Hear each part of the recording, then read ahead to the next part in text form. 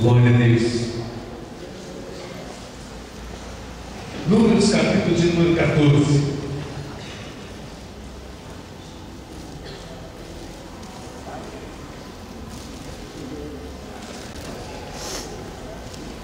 Então levantou-se toda a congregação e alçaram a sua voz, e o povo chorou naquela mesma noite. E todos os filhos de Israel murmuravam contra Moisés e contra Arão. E toda a congregação lhe disse: se morrermos na terra do Egito, ou se morrermos nesse deserto. E por que nos traz o Senhor a essa terra? Para cairmos à espada, e para que as nossas mulheres e as nossas crianças sejam por presa? Não seria melhor voltarmos para o Egito? E diziam uns aos outros: levantemos um capitão e voltemos ao Egito. Então Moisés e Arão caíram sobre os seus rostos perante todo o ajuntamento de todo Israel. E Josué, filho de Num, e Caleb, filho de Jovené, os que espiaram a terra, rasgaram as suas vestes e falaram a toda a congregação dos filhos de Israel, dizendo: a terra por meio da qual passamos a espiar é muito boa, e se o Senhor se agradar de nós, então nos porá nesta terra e nola dará, terra que manda leite e mel. Então somente não sejais rebeldes contra o Senhor, e não temais o povo dessa terra, porquanto são eles nosso pão. Retirou-se deles o seu amparo. O Senhor é conosco, não os temais. Amém? Graças a Deus. Pai, nós lemos a tua palavra, Senhor, e pedimos, Senhor, que o Senhor venha mover, Senhor, através do teu Espírito Santo, ó Pai, falando conosco, Senhor, de uma maneira sobrenatural. Somos totalmente carentes, dependentes da tua graça, dependentes da tua bondade, da tua misericórdia, Senhor. Estende as tuas mãos, Senhor. Fala conosco, Senhor, de uma maneira sobrenatural, Pai, em nome de Jesus, para a tua glória, Senhor. Amém, Jesus. Amém. Vem, pode se sentar, queridos, em nome de Jesus. Olha para esse irmão que está aí do seu lado direito, do seu lado esquerdo, diga para ele: vai dar tudo certo em nome de Jesus. Procure mais alguém aí, cadê a sua voz? Olha para ele com um sorriso colocado, sorriso de salvo, e diga para ele: vai dar tudo certo em nome de Jesus. Tem um irmão aí atrás que está precisando ouvir isso. Bate no irmão aí na frente, dá um toquinho para ele, diga para ele: vai dar tudo certo em nome de Jesus. Aleluia, louvado seja o nome do Senhor. Glória a Deus. Quantos creem em promessa de Deus aqui? Deus sempre tem algo para entregar nas nossas vidas. As promessas de Deus são tremendas. A Bíblia é um livro de promessas. Existem promessas para todas as áreas da nossa vida. Promessa na área financeira, promessa na área espiritual, promessa até para aquele que não consegue arrumar casamento, para as encalhadas. Deus tem promessa. Deus tem promessa para tudo. Aonde que está, pastor? Está lá: agrada-te do Senhor e satisfará os desejos do teu coração. Aleluia.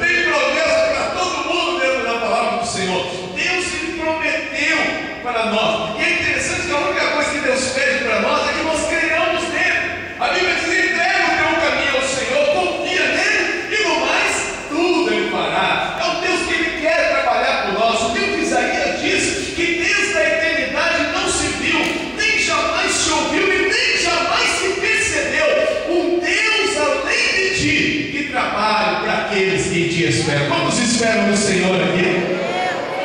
Deus trabalha do Senhor. E o maior prazer de Deus é abençoar a nossa vida. O maior prazer de Deus é entregar para nós os tesouros, as profundezas das revelações dele. A Bíblia diz que a revelação de Deus oculta e mistério durante tanto tempo foi revelado para nós, para a igreja do Senhor. Deus, ele quer se revelar a cada um de nós. Deus quer mostrar para cada um de nós o seu poder. Que a única coisa que nós devemos fazer é clamar a Ele: clama a mim e responder-te-ei, e te anunciarei coisas grandes e firmes que não sabem. Deus tem promessa para a nossa vida, mas toda promessa vem sempre acompanhada de um desafio. E esse desafio muitas vezes é aquele que nos faz estremecer e às vezes até recuar.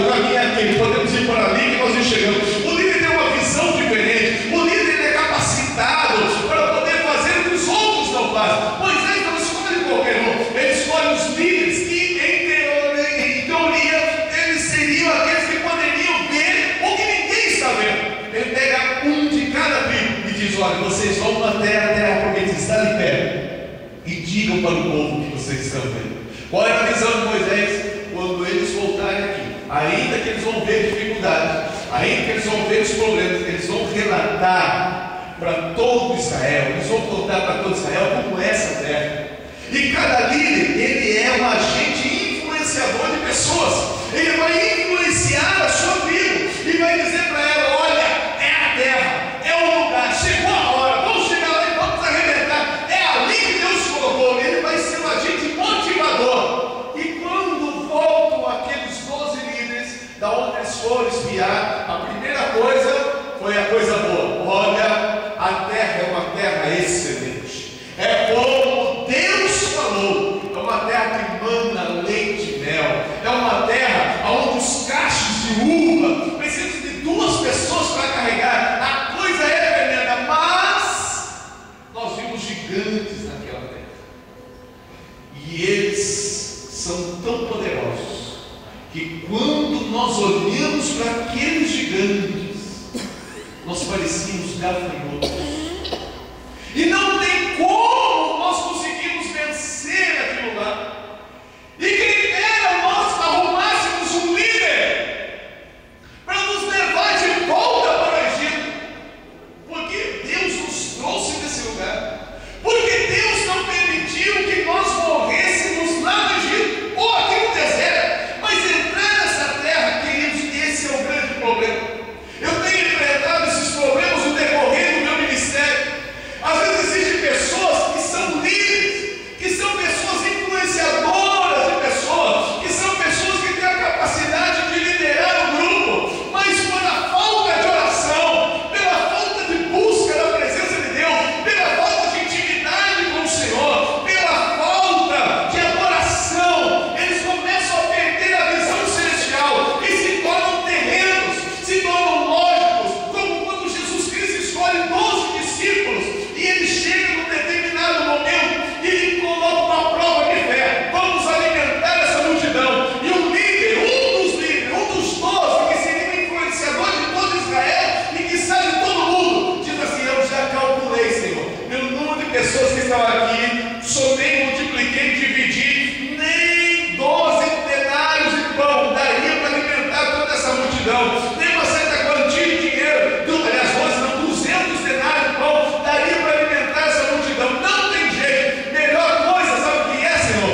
Despede a multidão e manda cada um para casa. Como quem diz assim: Jesus, hoje não é o seu dia, hoje o Senhor não pode fazer nada. A minha lógica diz que a situação venceu o milagre. Tem muito líder que está dizendo isso: a situação está vencendo o milagre. Olha para a igreja e diz: não tem como sair dessa, não tem como escapar dessa situação. Estamos indo para a falência, estamos indo para a bancarrota, não há mais chance, não há mais esperança, pereceu-se a nossa esperança. E o pior de tudo, querido, é que essas pessoas são influenciadores de pessoas. Às vezes são líderes de mocidade, líderes de irmã, líderes de um departamento, e começa a dizer: não tem jeito mais, o coral não consegue cantar direito, olha, não dá, vai acabar com o coral, olha, a equipe de louvor está em pecado, há um pecado muito grande, vai acabar o louvor dessa igreja, olha, ninguém vai ser por oração, vai acabar o culto de oração. E começa a influenciar a pessoa, aqueles que deveriam ser os agentes influenciadores, para dizer: nós vamos vencer. Estão dizendo ao contrário, estão dizendo: vai acabar tudo, vai perecer tudo, não há mais solução, não há mais caminho, não há mais virtude. Apesar de ser líder, estão vivendo na loja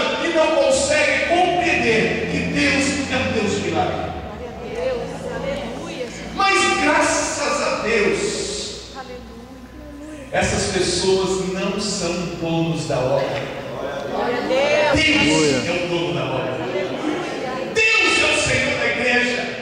Deus é o Senhor do tempo. E no meio daqueles 12, havia 2 que pararam a multidão e dizem: não é assim. É interessante que Deus gosta de trabalhar com a minoria. Deus não precisa a maioria, uma minoria pode mudar toda a história. De 12, 10 está dizendo não, são 2. O que pode ser 2 no meio de 12 não é nada sem Deus, mas com Deus é muito. Sabe o que é você e Deus? Sabe o que é você e Deus? A maioria, aleluia. Uma pessoa sozinha é minoria, mas uma pessoa com Deus é a maioria, porque Ele é todo-poderoso. Ele pode mudar toda uma história, toda uma situação. E aqueles 2 se levantaram no meio do povo. E a Bíblia diz que Josué olha para o povo e diz: não vai ser assim não. Deus está entregando, Deus promete. Vocês estão esquecendo? A promessa não é nossa, a promessa é de Deus. Quando eu olho para esse número que estou vendo aqui, 25 anos de igreja, só Deus sabe, e só os irmãos que estão aqui sabem o que esta igreja já passou. Só os irmãos sabem quantos problemas, quantos levantes. Quando eu vejo um templo construído, que coisa linda. Estou vendo até minha região do Paraná aqui, olha, Foz do Iguaçu aqui, olha que coisa mais linda. E quando nós vemos todas essas pedras, essa construção, toda a tecnologia que está aqui, tem história, querido. Tem história, cada pedra que foi colocada aqui, cada lugar para fazer esse batistério, para fazer essa rampa, tem uma história, tem um choro, tem uma lágrima. Tem alguém que durante a madrugada começava a dizer: Deus manda recurso nesse lugar, Deus manda dinheiro, Senhor, Deus faz alguma coisa. Só Deus sabe o que foi feito para conseguir chegar aonde os irmãos chegaram. E só Deus sabe os problemas, as dificuldades, as angústias que ainda passam alguns, querendo ver a obra crescer, querendo ver a obra deslanchar, com o inconformismo, ainda que a igreja esteja cheia, ainda que um culto de domingo possa ter gente em pé, uma festividade, mas sempre aquele conformismo: não, eu quero ver mais da tua obra, eu quero ver o Senhor fazendo mais. É com esses que Deus quer contar, viu, querido? É com esses que Deus quer contar, não com aqueles que estão dizendo: não vai dar mais, vai acabar tudo, vai fechar. Não, Deus está querendo contar com aquele que está dizendo: olha, pastora, pode contar comigo, estou arregaçando lá das mangas, estou me levantando, se for preciso eu tiro do meu bolso, eu invisto na obra, mas nós vamos ver esse lugar prosperar e cada dia mais para a glória do Senhor. Eu quero dizer uma coisa, pastora: ainda existe Josué, ainda existe Caleb no meio da obra do Senhor, ainda existem pessoas que dizem: Deus fará prosperar esta igreja em nome de Jesus. Ele diz assim: olha, nós temos que lembrar da promessa. Deus é quem prometeu. E ao invés de nós nos enxergarmos como gafanhotos, nós temos que enxergar o seguinte: Deus vai fazer com que eles sejam a nossa comida, eles serão os nossos gafanhotos. Deus vai inverter toda a situação. A Bíblia diz que quando Josué e Caleb se levantam, o povo fica endemoniado. E todo o povo se levanta para tentar destruir Josué e Caleb. Há um levante muito grande. O povo vem para apedrejar e matar. Quem são esses 2? Para influenciar todas as tribos. Quem são esses 2? A Bíblia diz que quando aqueles 2 são acuados pelo povo, a glória de Deus aparece na vida do povo. E quando a glória de Deus aparece, Deus fala: não toque nos meus ungidos, não toque em Josué. Mas quem é esse Josué? Se você for ver Josué, você vai encontrar ele lá no livro de Êxodo, no capítulo de número 17. É o primeiro lugar que aparece a respeito de Josué. É quando está lá Josué pela primeira vez. A Bíblia diz que os amalequitas se levantam contra Israel e começam a inflamar o povo de Israel. E Moisés olha para aquele menino Josué e diz para ele: ajunta o povo, vai para a peleja. E ele fala: tá bom, eu junto. E o senhor vai para onde? Eu vou para o monte. Mas como assim? Eu vou interceder lá em cima, eu vou chegar lá em cima do monte e vou ficar orando. Êxodo capítulo 17, versículo 9: eu vou ficar orando, eu vou estender as mãos. A Bíblia diz que sobe Moisés, Arão e Hur, e ele sobe lá em cima, e Josué vai para a peleja com todo Israel para lutar contra os amalequitas. E quando ele vai lutar contra Amaleque e todo o seu povo, a Bíblia diz que Moisés levanta a sua mão, e cada vez que Moisés levanta a mão, o povo é vencedor. Mas de repente Moisés começa a ficar com a mão cansada e o povo começa a sofrer derrota. Alguém levanta a mão de Moisés de novo e o povo começa a vencer. Quem estava lá embaixo? Josué.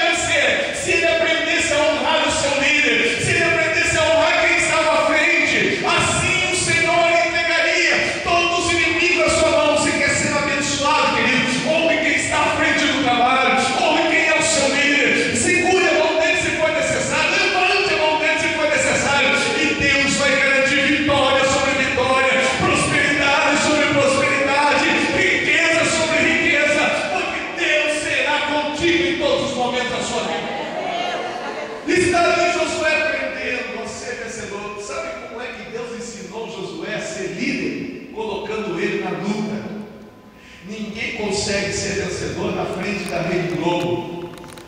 Querido, eu quero perguntar uma coisa para você: o que você tem feito com o seu tempo?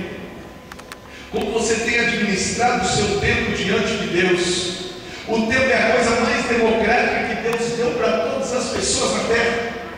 Deus deu 24 horas para qualquer um. O pobre e o rico tem 24 horas. O são e o doente tem 24 horas.